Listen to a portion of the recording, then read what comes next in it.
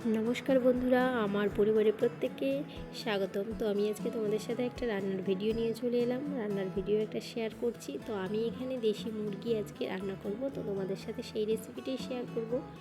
তো এখানে আমি 2 কিলো মতো মুরগির মাংস নিয়ে নিয়েছি।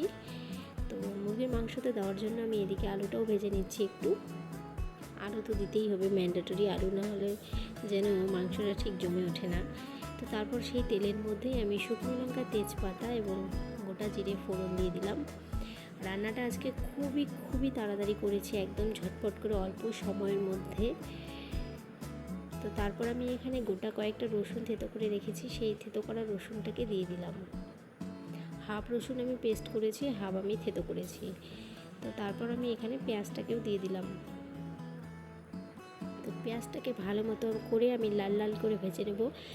যদিও আমি দেশি মুরগির মাংস কোনোদিনও রান্না করিনি, আজকেই আমি ফার্স্ট টাইম রান্না করছি। যদি কিছু তোমাদের ভুল মনে হয় তাহলে একটু ক্ষমা করে দিও। তো তারপর আমি এখানে দিয়ে দিলাম একটা গোটা টমেটো। তো বেশ ভালো মতো করে নাড়াচাড়া করছি পেঁয়াজের সাথে টমেটোটাও। তো তোমরা বন্ধুরা পুরো রেসিপিটা দেখতে থাকো, আশা করি তোমাদের ভালো লাগবে। মানে আজকে অল্প সময় নিয়ে তাড়াহুড়োর মধ্যে রান্না করেছি। তো মানে যতটা পেরেছি, যেভাবে পেরেছি রান্না করেছি। খুব কম সময় হাতে থাকলে যা হয় আর কি।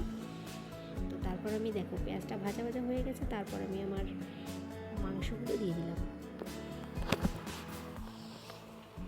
তো এদিকে আমি কিন্তু মশলাটাও পেস্ট করে নিয়েছি। এখানে আমি নিয়েছি জিরে, লঙ্কা, আদা, পেঁয়াজ এবং রসুনও নিয়ে নিয়েছি, কিছুটা পেস্ট করেছি আর কি। তো মাংসের সাথে আমি কি করলাম, আমার মশলাগুলো একদম করে দিয়ে দিলাম। দিয়ে ভালো মতো মাংসের সাথে মশলাটাকেও আমি একটু ভেজে দিচ্ছি, মানে একটু কষিয়ে নিচ্ছি।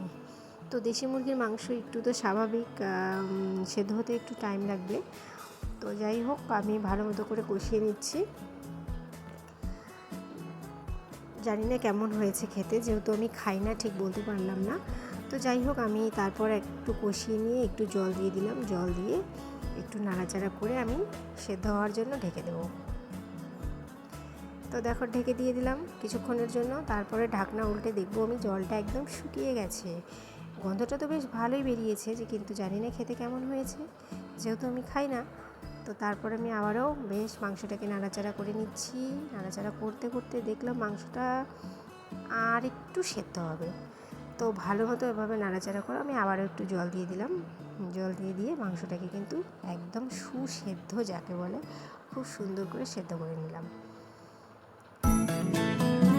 তোমরা কিন্তু অবশ্যই আমাকে কমেন্ট করে জানিও আমার এই রান্নাটা ঠিক হয়েছে কিনা। তো যাই হোক, আগেই তো বললাম কিছু ভুল হয়ে গেলে ক্ষমা করে দিও। তো তারপর দেখো ঢাকনা উল্টে দেখেছি আমার জল শুকিয়ে আসছে। তো আমি যেহেতু বেশি ঝোল করবো না, সামান্য গ্রেভি করবো, এখানে আমি একটু গরম মশলাও দিয়ে